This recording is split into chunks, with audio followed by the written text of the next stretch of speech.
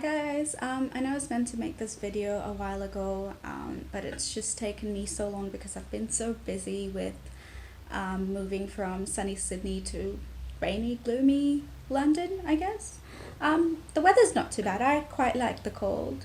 But yeah, that's what's keeping me busy. But I thought I'd do a follow-up video since a lot of people have asked me how my family reacted when I came out to them and what a relationship is like, given that I am quite public, and how they're taking it and how they're handling it. I'll start and just a few tips and advice for those who can actually use what I did with their family. Obviously, not everybody has gone through what I did. People have gone through much worse than me. And I just thought it might be a good idea to just share what I've got from my learnings when I came out. So I'll start by describing our relationship right now. Yes, as you know from my tweets, we're quite amicable. We get along, we talk every day.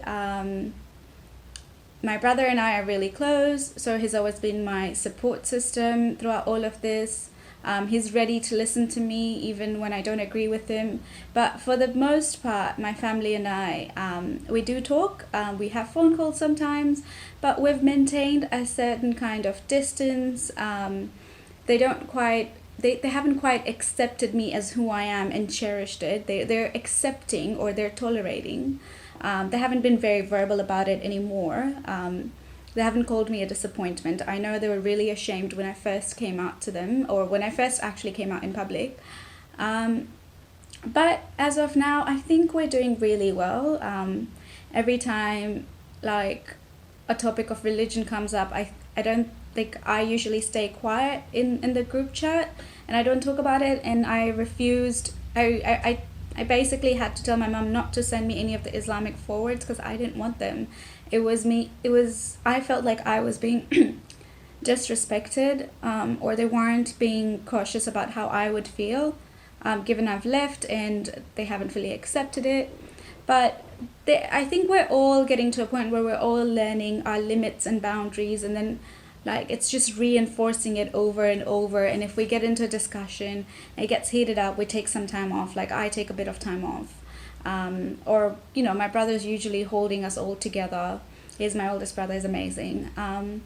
So that's what our relationship is like right now. When I first came out to them, it was in 2017. It took me a few months to come out to them because on the early years of 2017, I lost my niece. She was 4 years old, and she died in a boating accident. She drowned, and that was probably a bigger shock for all of us, including myself. And I think that incident just brought me and my family so close together that, we decided never to lose anybody else, like a living person, like always have a tighter bond, stay in touch every week, or, update people on our biggest news. Just a bit of background. I was born in Tanzania, and I left Tanzania 10 years ago, and I trekked all the way to Malaysia, and then down under to Australia. So I've been in Australia. I'd been in Australia for about over 7 years, and now I'm in the UK. So I already at that point when I came out, I was already emotionally independent, financially independent. And I was quite stable, so it was easier for me. I wasn't waiting on someone, I wasn't dependent on someone for money or emotional support. I had my friends. I created a good support network of people who accepted me, whether I was a Muslim or whether I wasn't a Muslim. They didn't really care. It was all about the person that I am. And I feel like a lot of people from Tanzania, when I came out, had just isolated me. For them, they said some really awful things. Some of my best friends said really mean things to me. At some point, it just made me realize how edgy or upset Muslims get because one of their own has left. It was I was some monster, or I had completely changed my personality because I decided not to be a Muslim and do podcasts and put it in public, and it was just horrible. But I got over it because I had a good support network. There were other ex-Muslims that also helped me out, or just other YouTube videos like this that gave me a little hope on, there is a happier side to all this negativity. And I think my happy side was basically finding my friends who didn't care what religious values I had. It was quite easy because most of my friends were atheists anyway, but we never really spoke about it. It was never a topic. But for my family, I texted them about 4 or 5 months later after I had made peace within myself. And I texted them on WhatsApp and I said, I think I'm agnostic or atheist. I don't believe in God. I don't believe in Islam. It doesn't make sense to me. And they thought it was a phase. They thought that I would eventually come back, or, that the Western values have changed me. Except it didn't. It wasn't that. It was my own discoveries, and admittedly, I learned more about Islam after I left because there was so much hidden from me, as I mentioned in my Why I Left Islam video.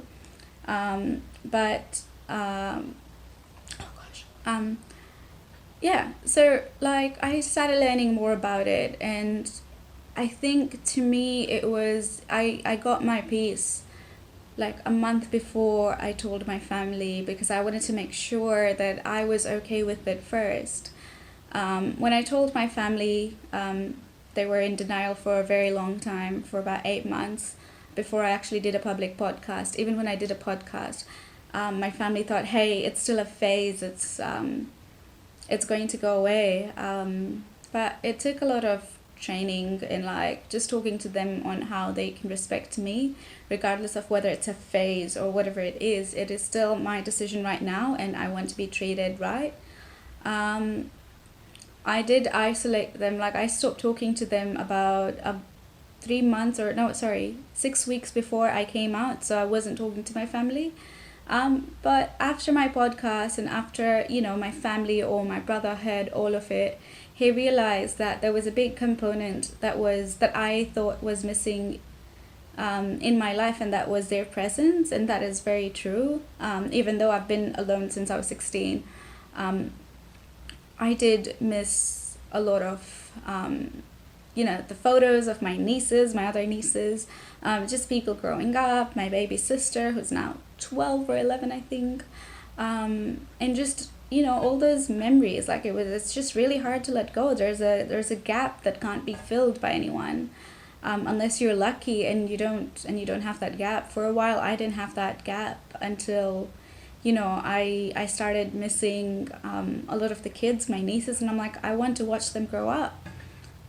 So I started getting in contact with them again when they were, they started getting in contact with me, and then I responded back when I was comfortable doing it. And ever since, whenever we hit a wall, we would step back, and I'm I need some space. They'll take some space, and we make it work.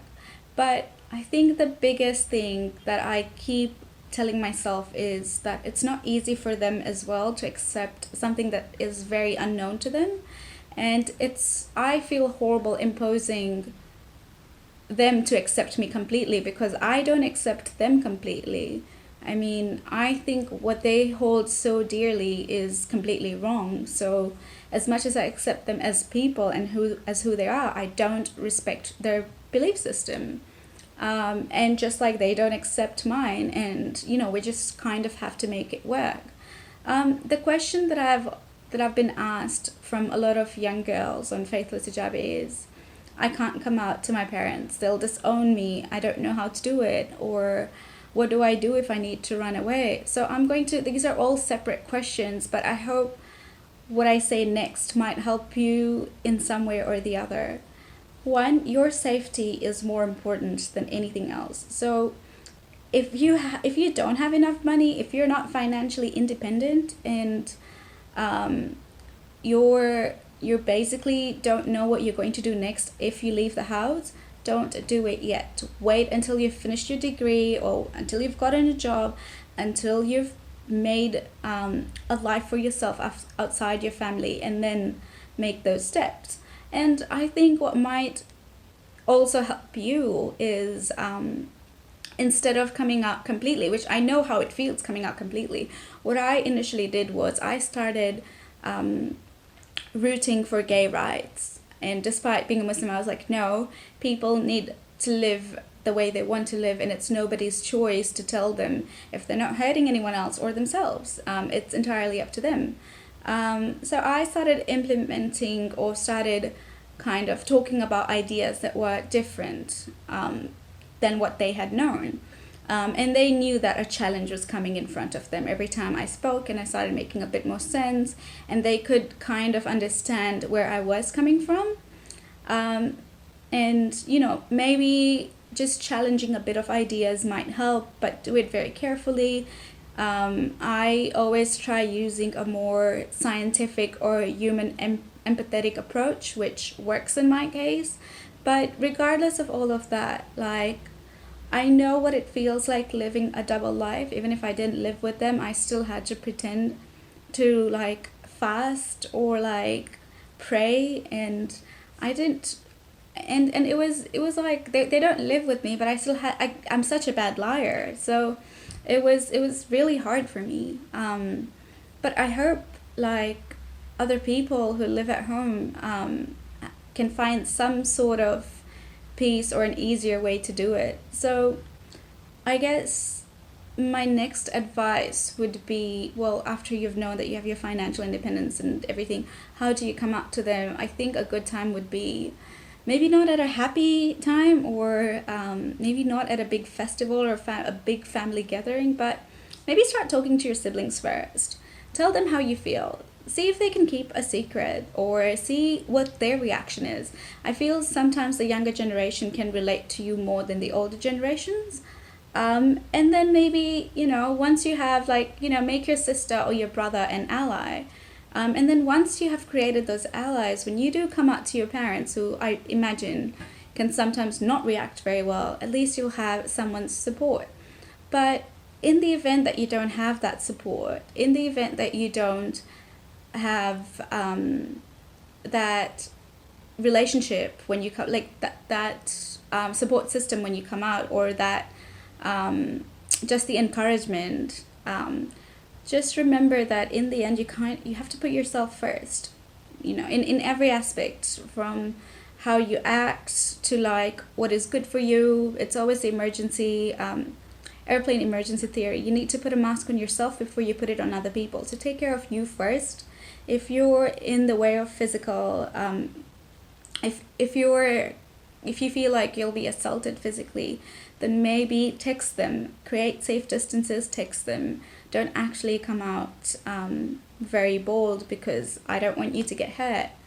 And learn to maintain some distance. I know a lot of us are so desperate and hungry to get that attention and that unconditional love from your parents, but it's always important to set expectations as well. Like, maybe they'll never love you unconditionally. There'll always be conditions. Maybe they'll get to that stage, but you need to give them more time. Maybe it takes 4 or 5 years, and maybe you're not talking to them in a way that they would understand you. So help them understand you.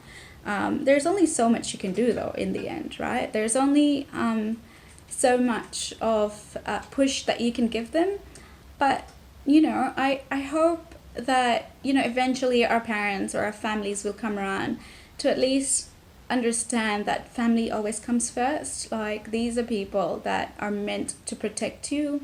And in most cases, these are the ones that also hurt you the most. Their actions impact us a lot.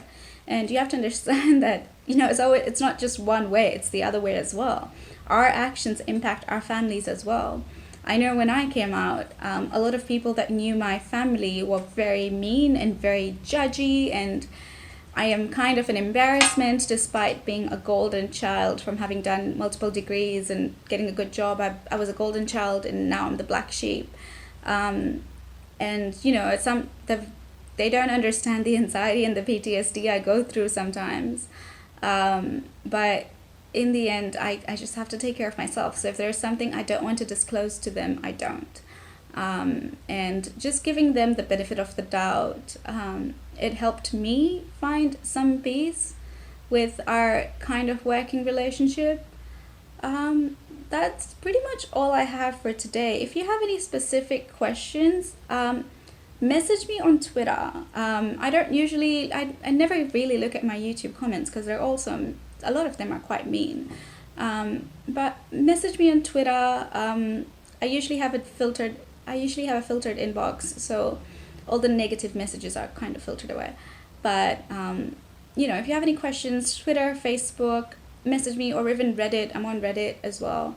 If you don't want to reveal your identity, I totally understand that. I want to help as many ex-Muslims and women, curious Muslims, as many as I can. I currently work with 3 or 4 Muslim women with their mental health issues because nobody would hear them. Everybody would ask them to go pray, and that is not the solution.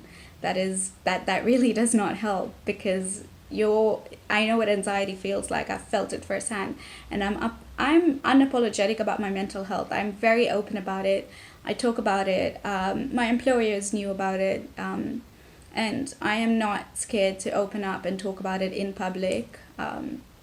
But yeah, if you have any questions, I don't know if this was helpful. I know this was more about my story and what my family is like. But yeah, please drop me any questions. That makes it easier for me to answer specific questions. Or if you have any comments, mostly positive, because that's what I need right now. Ain't nobody got time for negative comments. But yeah, feel free to stay in touch, and I hope this helps. Bye.